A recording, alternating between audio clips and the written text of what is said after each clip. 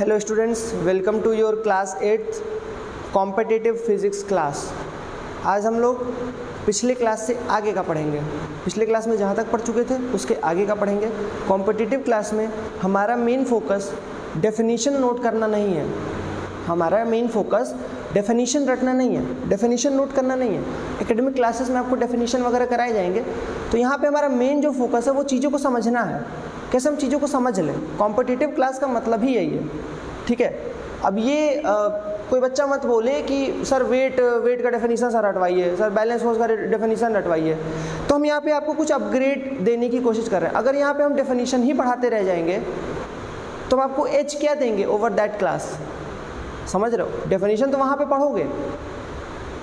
Definition का मतलब ये नहीं है कि तुम रट लो, समझ लो। हाँ, समझाएंगे ज़रूर। अब बिना डेफिनीशन पढ़ाए तो कोई टीचर आगे बढ़ नहीं सकता है, तो आपको समझाया ज़रूर जाएगा, लेकिन एट द सेम टाइम आपका फोकस ज़्यादा समझने पे होना चाहिए, डेफिनीशन नोट डाउन करने पे नहीं, ठीक है। तो हम आपको चीज़ों को समझा देंगे। क्लियर। वेट क्या होता है? देखो बच्चों, प्रीवियस क्लासेस में हम लोगों ने काफ़ी कुछ डिस्कस किया था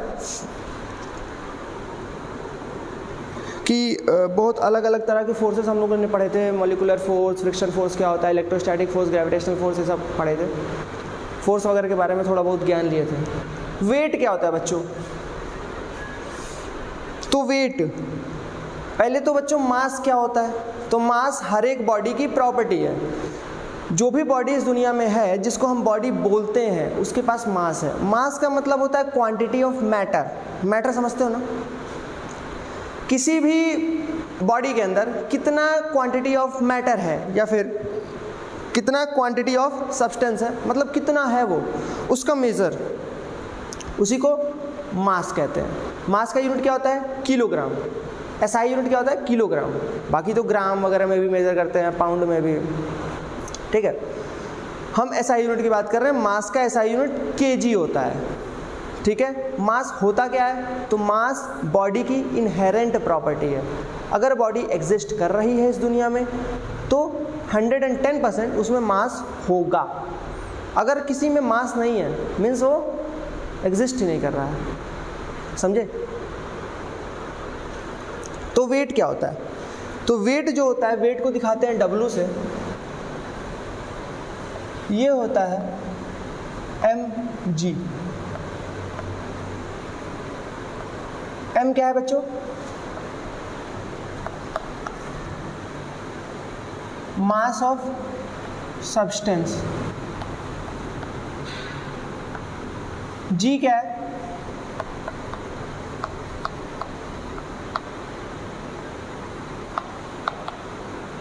एक्सेलरेशन ड्यू टू ग्रेविटी। इसका वैल्यू कितना होता है? तो अर्थ पे इसका वैल्यू होता है 9.8 मीटर पर सेकेंड स्क्वायर। वेट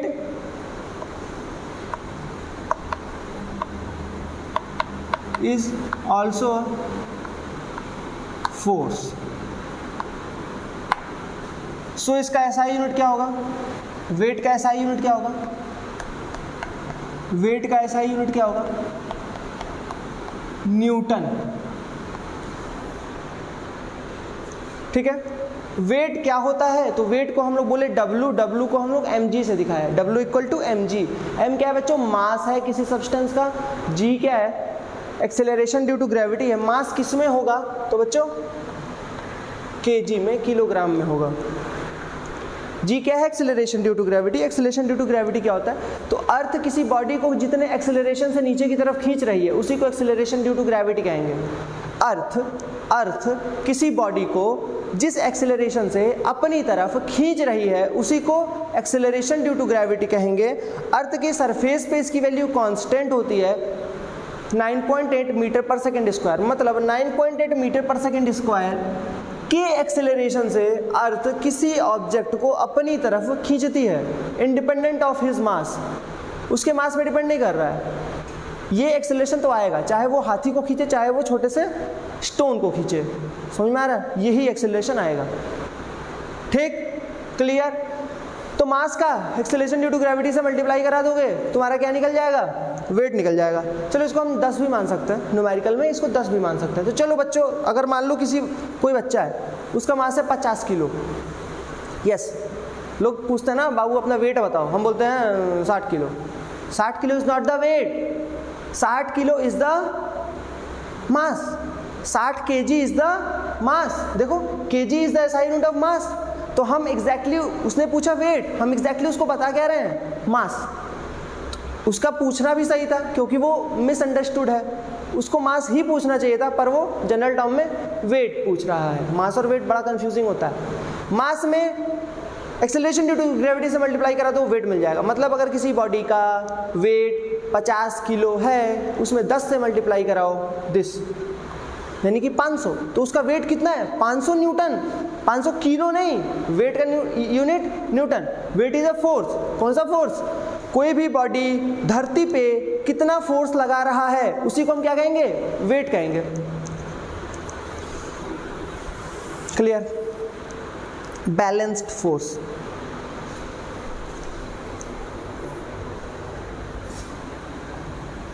मान लो ये कोई ब्लॉक है, ये किसी सरफेस पे से रखा हुआ,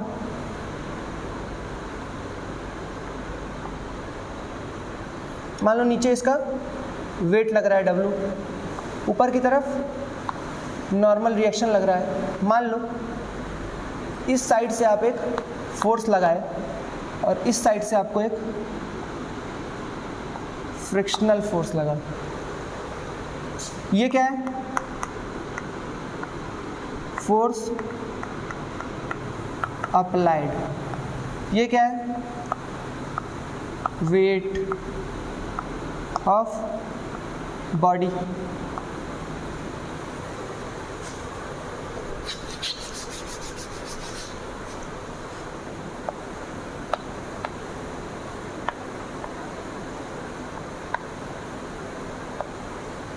बैलेंस्ड अनबैलेंस्ड फोर्स दोनों एक ही में पढ़ेंगे। बैलेंस्ड अनबैलेंस्ड फोर्स दोनों एक ही में पढ़ेंगे। सॉरी बच्चों, फोर्स अप्लाइड ये क्या है,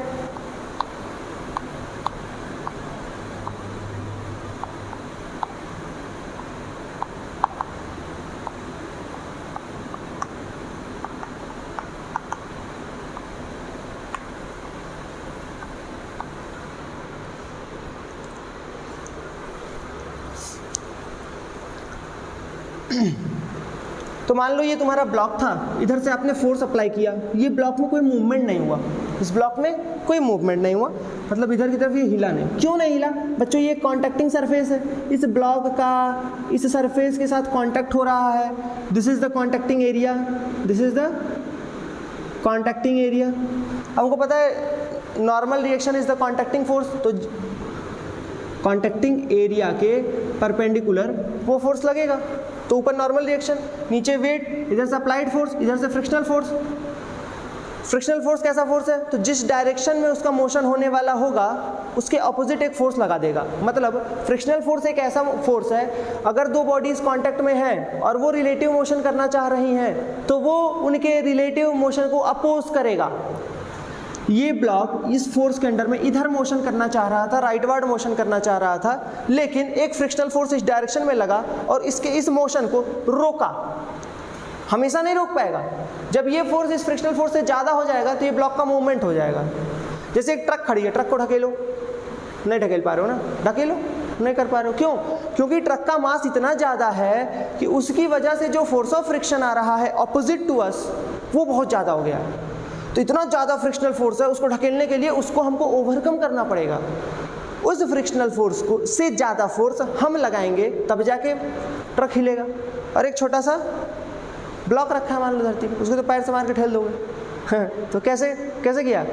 क्योंकि उसका मास बहुत कम था, तो मास कम होने से क्या हो गया, जो उसका फ्रिक्शनल फोर्स आएगा वो बड़ा कम आ जाएगा। और फ्रिक्शनल फोर्स कम आया मतलब उतना ही फोर्स हमको लगाना है उसको हिलाने के लिए, उससे ज़्यादा लगाओगे तो आगे बढ़ जाएगा। लगाया, लग गया, ठीक है। डिपेंड करता है बच्चों कि फ्रिक्शनल फोर्स कितना है। तो यहाँ पे मान लो ये ब्लॉक का मूवमेंट नहीं हो रहा, अगर ब्लॉक का मूवमेंट नहीं हो रहा है तो ये जो फोर्स है ये उस फोर्स के बराबर, दोनों फोर्सेस एक दूसरे को कैंसिल कर दी। अरे ये फोर्स का डायरेक्शन इधर, ये फोर्स का डायरेक्शन इधर, दोनों फोर्सेस लग रहे हैं, सेम ब्लॉक पे लग रहे हैं, इसका मूवमेंट नहीं हो रहा है, मतलब ये दोनों फोर्सेस कैंसिल हो रहे हैं तभी तो, ये दोनों फोर्सेस कैंसिल हो रहे हैं तभी तो कैंसिल हो गए। मतलब हॉरिजॉन्टल डायरेक्शन में दोनों forces cancel out, vertical direction में weight normal action, vertical direction में भी इसका मूवमेंट नहीं हो रहा है, रुकी हुई है, बॉडी स्टैटिक पोजीशन पे, स्टेट ऑफ रेस्ट पे है।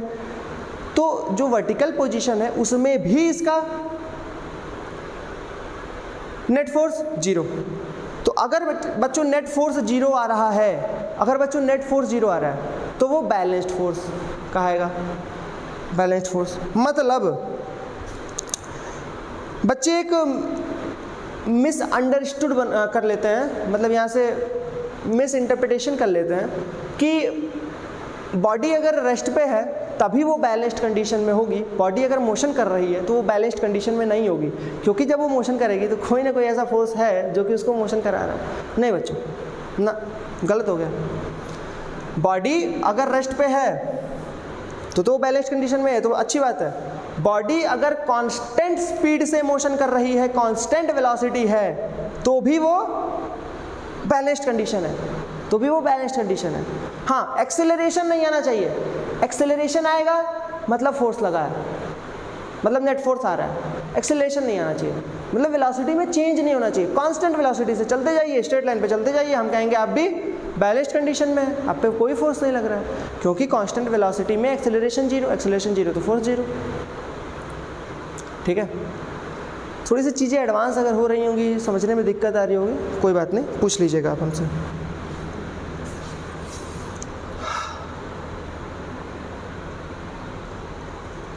तो अगर नेट फोर्स किसी बॉडी पे जीरो आ रहा है तो हम कहेंगे बॉडी बैलेंस्ड कंडीशन में है, अगर नेट फोर्स जीरो नहीं आया तो बॉडी अनबैलेंस्ड है।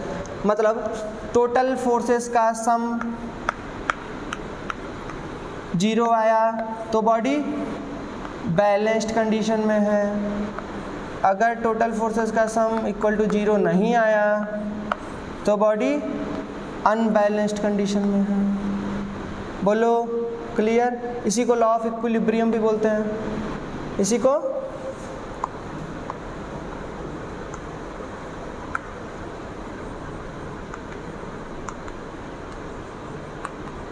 लॉ ऑफ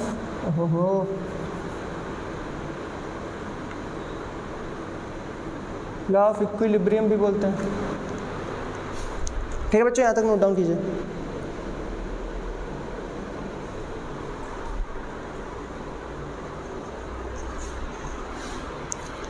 बच्चों इनर्शिया क्या होता है?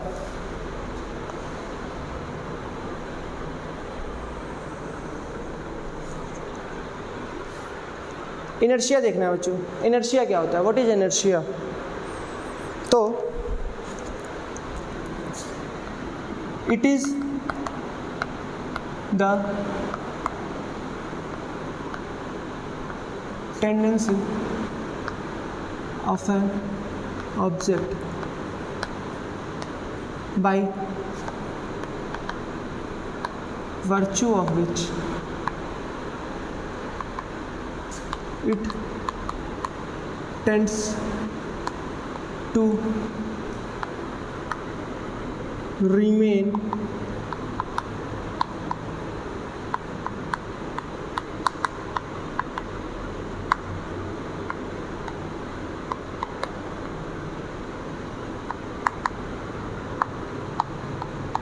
or in a state of uniform motion in a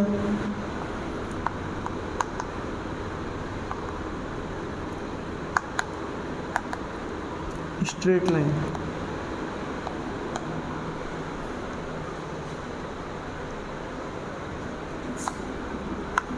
Every body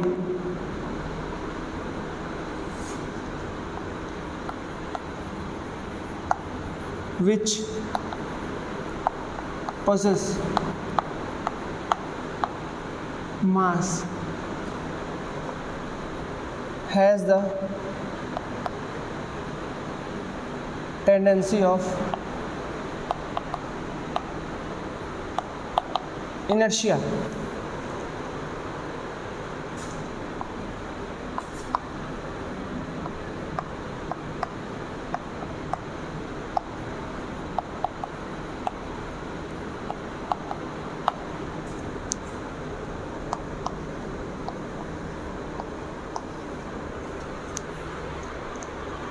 क्या लिखा है? It is the tendency of an object by virtue of which it tends to remain in the position of rest or in the state of uniform motion in a straight line. मतलब inertia एक property है, inertia एक tendency है, inertia एक property है। किसके पास होगी? हम सभी के पास है। हमारे पास है? हाँ। आपके पास? जी हाँ, सबके पास है। जिस बॉडी के पास मास है उस बॉडी के पास ये टेंडेंसी है। अच्छा, टेंडेंसी है क्या? तो हम चाहते हैं कि हम रेस्ट पोजीशन में रहें, हमको कोई हिलाए डुलाए ना। मतलब अगर कोई फोर्स लगा रहा है हम पे, हम रेस्ट कंडीशन में है, चलो मान लिया हम रेस्ट कंडीशन में ऐसे खड़े हैं, हमारे पे पीछे से कोई धक्का दिया, हम क्या करेंगे? उस धक्के को रेजिस्ट करेंगे, रेजिस्ट करेंगे उस धक्के को। हम नहीं चाहेंगे कि हमारा स्टेट चेंज हो, हम नहीं चाहेंगे कि हमारा स्टेट चेंज हो। कौन सा स्टेट? State of rest. हम रुके हुए हैं तो हम रुके रहना चाहेंगे। अच्छा, ये टेंडेंसी कौन सी है? ये कौन सी प्रॉपर्टी कहलाती है? यही तो है इनर्शिया। इसी प्रॉपर्टी का नाम दिया गया है इनर्शिया। मतलब हर बॉडी के पास एक प्रॉपर्टी होती है जिसकी वजह से वो अपना स्टेट ऑफ रेस्ट या फिर state of uniform motion change नहीं करना चाहता है, उसी को इनर्शिया कहते हैं। तो हम अगर रेस्ट में हैं तो हम चाहेंगे कि हम रेस्ट में रहें। हम अगर स्ट्रेट लाइन में यूनिफॉर्म मोशन कर रहे हैं तो हम चाहेंगे कि हम यूनिफॉर्म मोशन करते रहें विद द कांस्टेंट वेलोसिटी। हम चाहेंगे कि हम यूनिफॉर्म मोशन करते रहें विद द कांस्टेंट वेलोसिटी, हमको कोई रोके ना। हाँ, मतलब रुके हुए हैं तो रुके रहना चाहेंगे, चलना है तो चलते रहना चाहेंगे विद द यूनिफॉर्म वेलोसिटी। इसी प्रॉपर्टी को, जिस प्रॉपर्टी की वजह से हमारे अंदर ये इच्छा आ रही है, उसी प्रॉपर्टी को क्या कहेंगे बच्चों? इनर्शिया कहेंगे। जिस बॉडी के पास मास है उस बॉडी के पास इनर्शिया है। चलिए, बहुत बढ़िया। इनर्शिया के 3 टाइप होते हैं, inertia of rest, inertia of motion, inertia of direction. आगे डिस्कस करेंगे हम। अभी के लिए इतना ही, इस क्लास में इतना बहुत है, ठीक है? इसको आप लोग नोट डाउन करेंगे अच्छे से। अब तो मैं डेफिनेशन भी लिख दिया हूँ, कई बच्चों को प्रॉब्लम हो रही थी कि डेफिनेशन सर नहीं बताते आप, डेफिनेशन भी लिख दिया हूँ। ठीक है बच्चों, ऑल द बेस्ट, पढ़ते रहिए।